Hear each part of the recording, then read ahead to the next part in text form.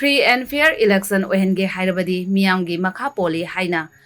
Somorendro na Phongdokhre. Lakadariba Taranipan Suba Lok Sabha election asida Manipur People's Party na support tauba Manipur film ge Sagnairaba film star amadi social worker Somorendro Miyam na Kaiko. Ngasi thamai banda laiba mahaki yumda Firal Singkhatpagi Thoram Phongdokhre. Firal Singkhatpagi Thoram aduda Paumi Singna hangba wahangi pakhum piraduna. Independent Mirep Somorendro Kaikuna Phongdokhibada ngasi Manipurda tha taramathoi henjelaglaba irang asida nakal anigi marakta manadaba lo chalaibagum tauri lagliba Lok Sabha election gamari lainaba mifam nasengba amata pangthokpa yaroi haina tongan ba lamdam asige lok kayana athengba thamkiba adugi mayokta tongan ba political party kayana loudspeaker sizinanduna chauraba mifam kaya pangthokli hiram asigi matangda mari lainaba lupsingna yengsin haningbagi apambasu phongdokladuna mahakna lakadoriba Lok Sabha election asi free and fair election Oihange Hairabadi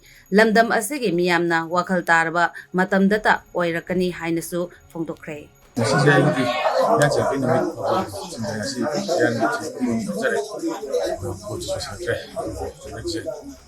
Irang lay dina sa sinili sanje tau hindi tau dia dapat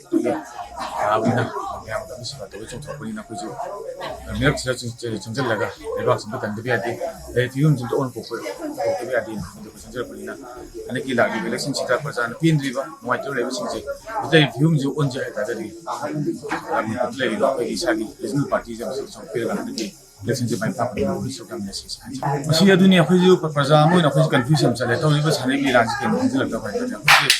Karino habdi khoi praja khoi je kari karom da chatilo mai ke je khajlak ta sani mum chana pa rasun sa chi lo le to bi mong to sla pa suna kana lo ka la sla pa rasun sa tana pa thado ku mong to bu masi hoi state government amari central government ja kanna si po masi mai thang je ingin man thau tai na khali aduga hari po chi hanet matang je si tawri po cha amu khan taw dana ba kai ta ne ki taw step khol ka di action je batung na sku ma thau tana ba rasun man lo hut pa phagani aduga lebak so on pokoda Hariba punumakse low haibase punumakta amo idam saraiba thau tai asmyam